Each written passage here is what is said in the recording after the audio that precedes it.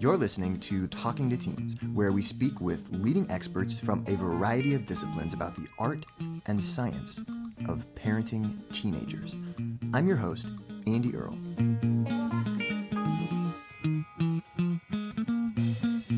Hey, we're here today with Dr. Marisa G. Franco, talking about her book, Platonic, How the Science of Attachment Can Help You Make and Keep Friends.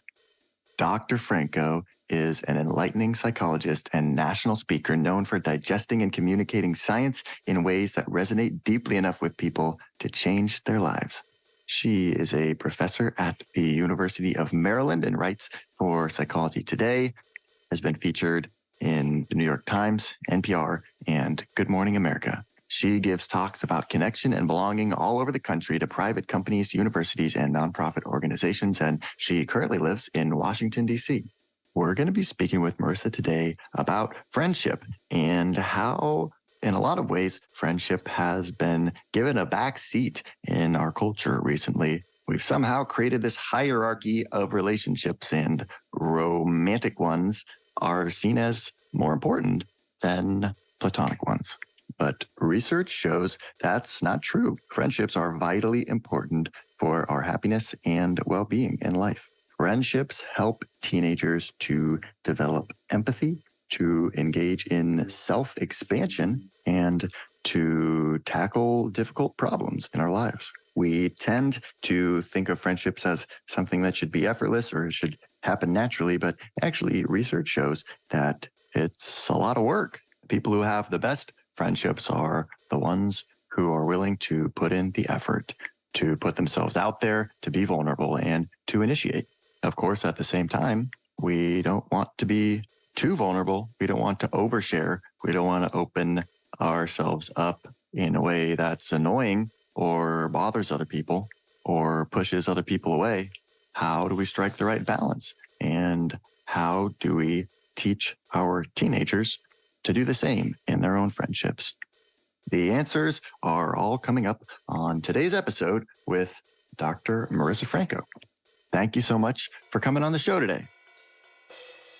Woo! So I just finished reading your book yesterday, which is about friendship and how the science of attachment can help us to make and keep friends. Talk to me about this topic. Is this something you've been interested in for a long time, or what inspired you to write the book? Yeah. So for me, it was about realizing that we all feel so lonely in this culture, and yet we throw this form of love and connection away. We treat friendship as secondary, unnecessary, auxiliary. To me, it's like gold under our feet is that we see as concrete. So I just wanted to help us create a culture where we're taking friendship more seriously as a form of connection and seeing it as more valuable, kind of leveling this hierarchy that we place on love, with romantic love at the top is the only love that, makes us worthy or means true connection, and seeing other forms of love as not mattering.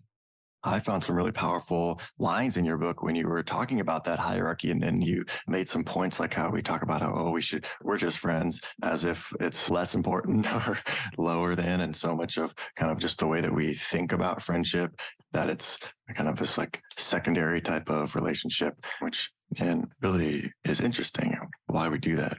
Exactly. We see it in our language, on our policies, in our media, that friendship is viewed as a lesser form of connection. And what's going on with that? Well, I do talk about in the book that it wasn't always this way, that earlier, before the love marriage, like people used to get married for resources, reputation. Yeah. It looks good for our names to be combined. And at that time, people didn't expect love from their spouse. And in fact, the genders were considered so distinct that the idea was that you can find deep intimacy only with your friends because they have the same gender as you. Well, not always, but yeah, in this case. So friends would hold hands, write their names into trees, share beds, cuddle, write love letters, go on each other's honeymoons with their spouses. This was all really normal. Part of what changed was when two psychiatrists, Richard von Krafft-Ebing, Sigmund Freud, they basically changed the way society viewed sexuality. Before them, it was taboo to have sex with someone of the same sex, but sexual orientation as an identity didn't exist. And they created it to stigmatize it and say that it indicates that you have kind of this development that had gone awry. And in doing that and creating this concept of sexual orientation as a reflection of someone's identity and poor development, all of a sudden there were all these behaviors that became stigmatized that were non sexual in nature because now a whole identity was stigmatized, a constellation of behaviors, not just having sex with someone of the same sex. So all those things that were natural and normal in friendship, like holding hands and cuddling and sharing these kind of love letters to each other, sort of began to become stigmatized as indicating this sexual orientation that they argued was bad, indicated that you had psychological problems. So homophobia, basically, as we know it today, really ravaged friendship.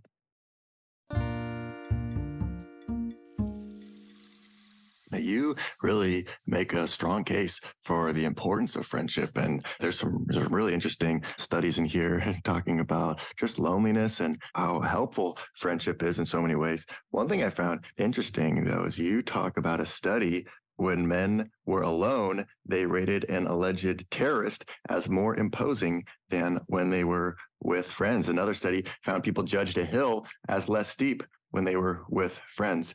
And I thought that was really cool, how friends can really make us feel almost more powerful or more bold or something like that. But it also made me think about our audience and teenagers. And a lot of times parents are like, whoa, you're going to do more risky things when you're with friends, or feeling kind of emboldened and stuff, maybe has a double-edged sword or something like that. And I wonder what you think about that. Yeah. It is complicated because Lydia Denworth, she's another friendship expert. She talks about how, like, basically, when you're around friends as a teenager, risky things come off as more rewarding at the level of your brain. So there is truth to that. But Yeah. the other truth is that challenges feel less challenging. So that hill seems less steep. And that homework assignment, that's why connection is related to academic outcomes for kids, because academics seem less challenging. You can access a study group and work with people. So, yeah, the more friends kids make in college, for example, the more likely they are to succeed. Yeah. It's like, I can do this. Yeah, exactly. I can do this. I have support. And I also care about it. That's what, when we feel like we belong somewhere, we care about that place. So there's more of a motivation to show up for school, because if I lose this place, I don't only lose my academics, I lose my entire community and my sense of belonging.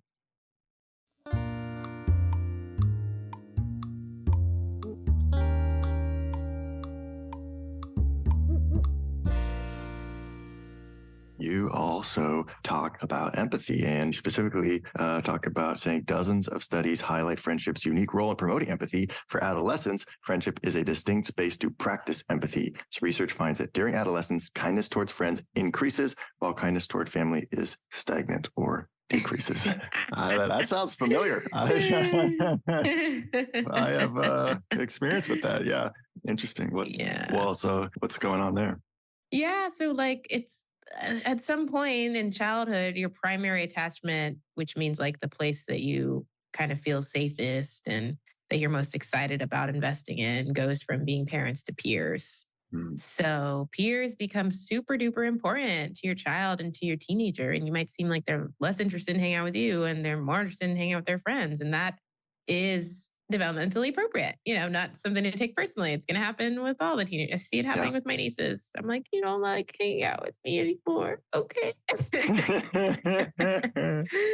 So, yeah, I think talking about friendship in adolescence is really fascinating, because I talk about how our friends have really made us who we are. And there's research that finds that whether you have friends in adolescence predicts your self esteem as an adult, and even your levels of empathy later on, your morality. And so there is this way that friendship was at the center of all of our lives at one point. There was no matter where we are now, at one point in our lives, probably the friend was the person that we felt maybe most closest to in this world. And there's this amnesia that happens after, I see my students, they're freshmen, sophomore in college, and they're still so invested in friendship. And I'm in my early 30s, and I just see how there's more of this kind of nuclear families being set up and people becoming more insular with their kids and their families, which is understandable. Kids are a full-time commitment. But yeah, all of us had this time where friendship was so, so central. So it's not so foreign to all of us to consider that friends could be an end into itself, like Mm. an amazing relationship in itself, rather than I think as we get older or in my age group, sometimes it's perceived as auxiliary, unnecessary because you have this marriage, which I also argue against in the book. Yeah. Oh, yeah. I think a lot of people have had that experience of having a good friend who gets married or starts dating someone and feeling like you just got demoted in that person's Hmm. life or in their hierarchy of something. And yeah, it doesn't feel good. Hmm. What do you mean by self expansion? Friendship is a powerful trigger for self expansion. That sounds good. Yeah. So, this theory called self expansion theory basically argues that we're always looking to expand our sense of self, our sense of who we are. Yeah. And the primary way that we do that is through our relationships. So, we're all motivated to engage in relationships with others because others expose us to new ways of showing up in the world. Mm. And they help us figure out who we are because it's like this friend likes golf. Now I think about, do I like golf, right? I can incorporate that into my identity. It's like friends are like a huge marketing team for all the ways we could live our lives. And in that way, they really help us Mm. just figure out who we really are. So, is this kind of counterproductive to have this whole book all about friendship and how to, create and promote friendship? Shouldn't friendship just be effortless and feel natural? No, I mean, no, it's not happening naturally. Our friendship networks have been shrinking for decades. Let's not assume it Ah, happens organically. I talk about in the book how for kids, sometimes it happens more organically because they have what Rebecca G. Adams, sociologist, considers essential parts of friendship happening organically, mm, seeing people repeatedly over time in an yeah, unplanned way, like school, right. and then being vulnerable. So that's like recess, gym, lunch. But as adults, we don't really have that. I mean, workplace, I don't know, a lot of workplaces don't really, people don't feel comfortable being so vulnerable in the ways that they might at school. Mm, So in adulthood, actually thinking that it happens organically is linked to being more lonely over time. But I interesting. also think it's important to like tell the kids this too, that like don't expect it to happen organically because they're, even if they can make friends more organically because they have the right setting, they'll make more friends if they take initiative, first of all. And second of Hmm. all, actually, like Gen Z is the loneliest generation of any generation. And so there's this way that even though it used to happen organically for most of us, for Yeah, Gen Z, I think because of the role of technology, it's yeah. not, those connections aren't happening as naturally as they used to for previous generations.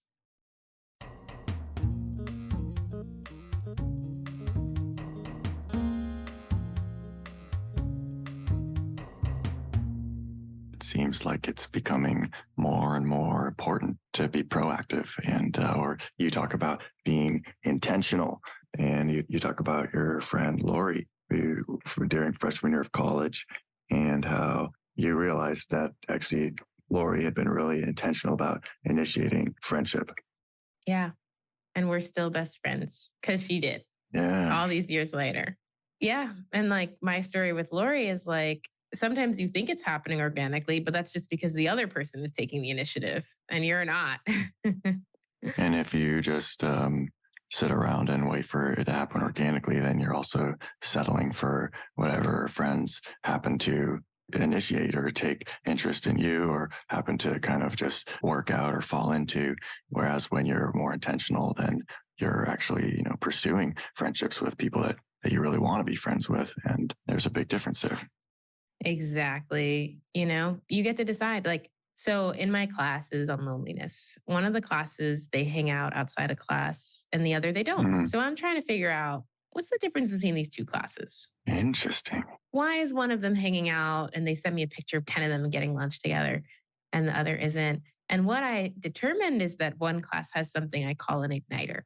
An igniter is my student who Ah, says, I'm going to lunch. Anybody want to come? Everybody's invited. mm, And because she's willing to risk rejection, 10 other people in the class now have community on her behalf, right? And mm, so if we can become igniters, I've seen this too, because I'm an igniter, obviously. I wrote this book, so I'm in a good position to be an igniter. I go to a friend's party I see 5 out of 7 people there are people that I've introduced her to through my network. So Yeah, right. the igniter starts the groups. And because Hmm. they start the groups, they get to curate the group. They get to decide what the group does. It's vulnerable. You're risking more rejection. It's a lot more work. But also, like 7 other people have friends now because of you, because they were waiting for it to happen organically. And you created that infrastructure for it for so many people. So, because we're so lonely, I think I wish we had more igniters and not people just waiting, people that initiated and created that community for so many. Hmm. What do you think that parents can do to help our kids to be more of an igniter, to empower them to put themselves out there like that? So, one big tip that I share to make friends is to assume people like you, because when researchers told people to that they'd be liked based on their personality profiles, this Mm, was false. This wasn't true. It made people go out into this group and be more mm, friendly and more likable. So it was a self-fulfilling prophecy. yeah. Whereas those people that tend to think they'll be rejected, they come off as rejecting. They are Mm, cold, they're withdrawn. I see it with my students. You know, they're coming on this field trip to make friends, but they're like have their headphones in their ears and they're not talking to anyone. And right. who wants to approach that, you know? But they're just really afraid of rejection themselves. Yeah, yeah. Put these barriers up so that we don't have to face the possibility of rejection. Exactly. It's a safe little bubble. Yeah. So when I met a woman who was really good at making friends, she was like, this is what my mom always told me. Mm. Everybody wants to be your friend. They're just waiting for you to initiate. So Mm. that's what we got to tell our kids that, hey, I love that. people like you, kid. They're just waiting for you to initiate it.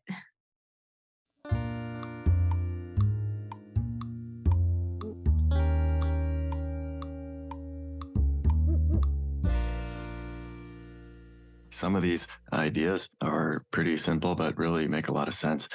You talking here about propinquity, and this study where they sat people alphabetically and police officers, and they looked at which ones would become friends, and it was like 90% of them were had developed a friendship with someone they sat next to, which, yeah, like you were saying, a school kind of just creates that kind of situation where you're going to get maybe shuffled up and sat next to different people for an extended period of time and get exposed to people and have almost kind of like perfect storm to be connecting with people. And I definitely remember noticing after graduating from college and like feeling like, wow, it's really different trying to make Hmm. friends and connect with people when you move to a new city, but you're an adult and you don't just you take it for granted that, oh yeah, it's easy to make friends when you just are sitting next to someone for a whole semester or something like that. But yeah, not as easy in a lot of adult situations where we just kind of maybe see people one time and never see them again or something like that. So, Exactly.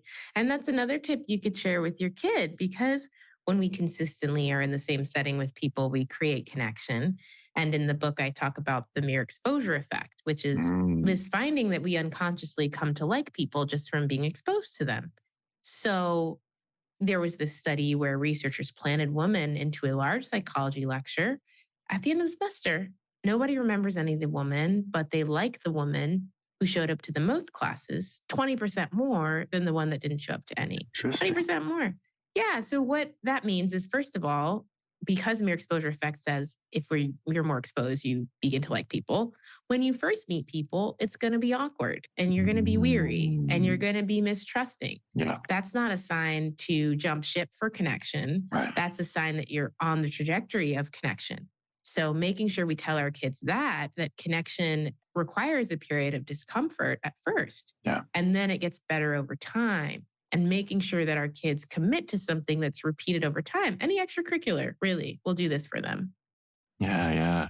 That's why joining different clubs and groups and teams are such a great way to make friends because you're gonna say you see these same people for an extended period of time, once a week or twice a week or whatever it might be, and it's bonding. Exactly.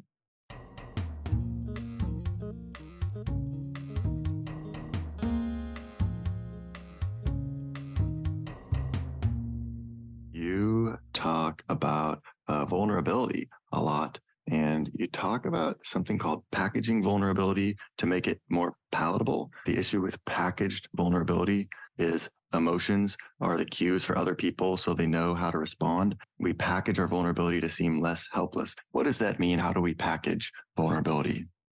It's when we say something that sounds vulnerable, but like the content of it sounds vulnerable, but the way we express it isn't vulnerable, right? Like I'm saying it almost like, Mm. oh, yeah, like my grandma died in a very matter of fact way. Um, And that's a way to make it feel a little less vulnerable. You kind of disconnect from the emotion of it.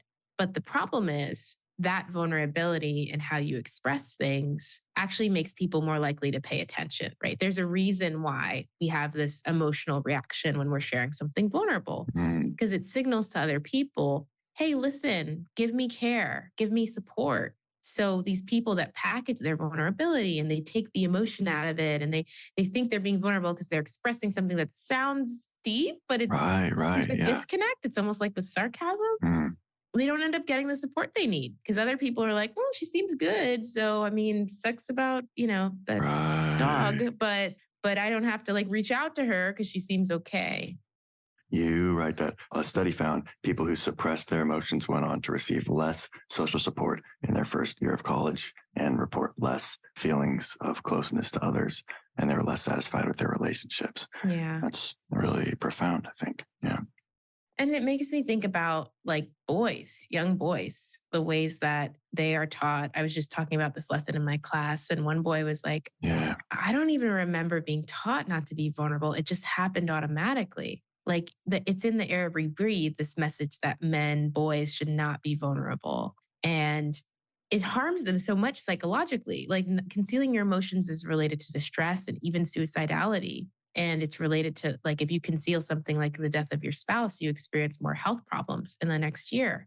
So I think it's particularly important for parents to make sure that they are encouraging emotional expression of their sons as a way to help their sons find connection. Because if their sons are never vulnerable, again, you just read the study, right? Their relationships are less meaningful, they're getting less Yeah. support, feeling less satisfied with their connections.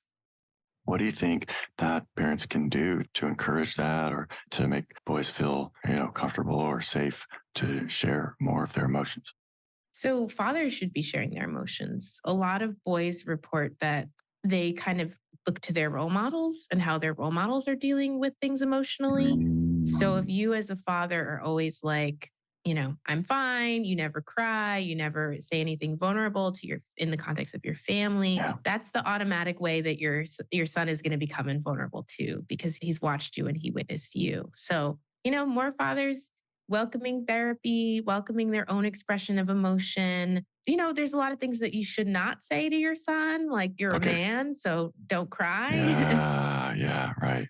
Yeah. Suck it up. Yeah, not the suck it up mentality that is, encourages a lot of psychologically harmful internalization and suppression of emotions. Mm, And literally just like, I don't know, asking your kid, all your kids, how does that, make you feel? Or what emotions were coming up for you? ah, What was that like for you? Like showing curiosity about their own internal world so that they mm, have this practice of sharing with you that they bring in their connections moving forward.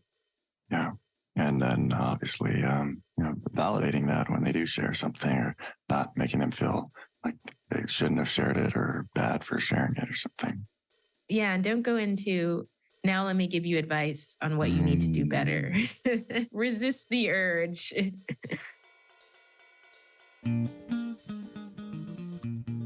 We're here with Dr. Marisa G. Franco talking about her book, Platonic, and how we can help our teenagers have better friendships.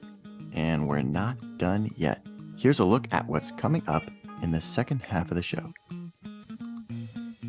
Your kids are picking up on what you do, not what you say. So the better you get at making friends and finding security, the more that your kid is going to be likely to. Like one predictor of whether kids have friends is whether they see their parents having friends. One of my suggestions for trying to navigate friendships when you're busy is finding the things that you have to do throughout the day already and finding community within them. Like if you like to run, can you do a running group?